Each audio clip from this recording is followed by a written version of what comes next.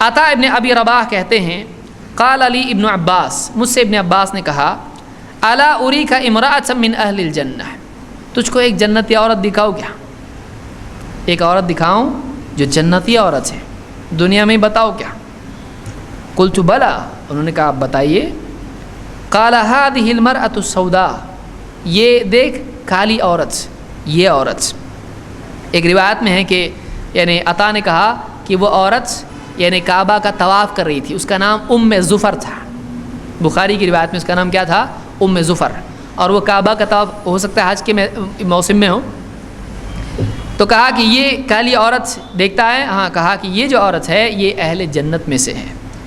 اتت النبی صلی اللہ علیہ وسلم فقالت، یہ اللہ کے نبی صلی اللہ علیہ وسلم کے پاس آئی اور کہا انی اسرع، اے اللہ کے نبی مجھ کو مرگی کا دورہ پڑتا ہے، وہ انی اتکشف، اور میرا پردہ کھل جاتا ہے، فادعوا اللہ لی، میرے لیے اللہ سے دعا کیجیے، اس بیماری سے نجات کے لیے اللہ سے دعا کیجیے۔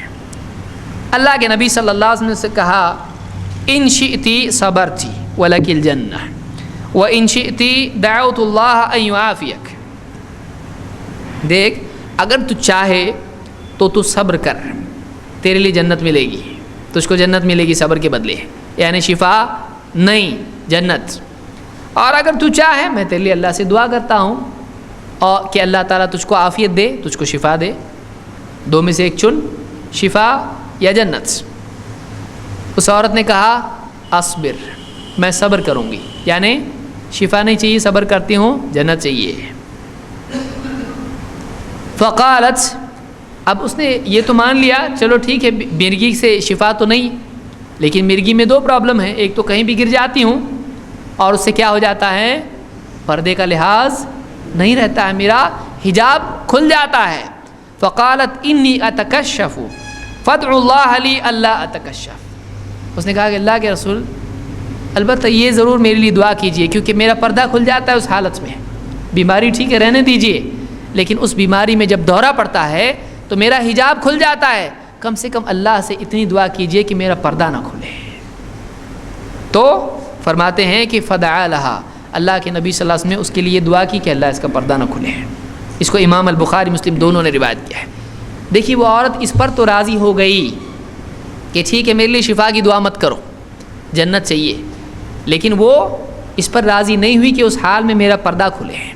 اس نے کہا نہیں اتنی تو دعا کیجیے کہ پردہ نہیں کھلنا چاہیے، میرا پردہ نہیں کھلنا چاہیے۔ تو اتنا لحاظ ان کو تھا کہ ایک ایسی حالت جس میں شریعت کا مکلف بھی انسان نہیں ہوتا، کسی بھی چکر آ کے گر گیا اور پردہ کھل گیا گناہ ہے، ایسی حالت جس میں شریعت کا وہ مکلف بھی انسان نہیں ہے، وہ عورت شریعت کی مکلف بھی نہیں ہے، اس حالت میں بھی شریعت نہیں ٹوٹنا چاہیے۔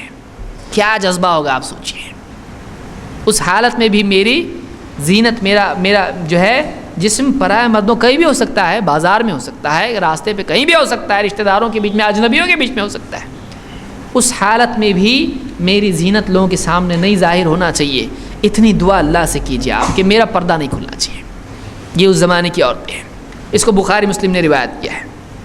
آپ سوچیے آج کی عورتوں کو کتنا بڑا سبق ان خواتین سے لینا چاہیے۔ یہ ہمارے لیے اسوہ اور نمونہ ہیں، وہ نہیں جو اپنی زینت کا اظہار کرتی پھرتی ہیں اور لوگوں کو اپنی طرف لبھاتی ہیں۔ یہ کیریکٹر یہ ہے، یہ لوگ ہیں، ان کی اقتداء ہم کو کرنا چاہیے۔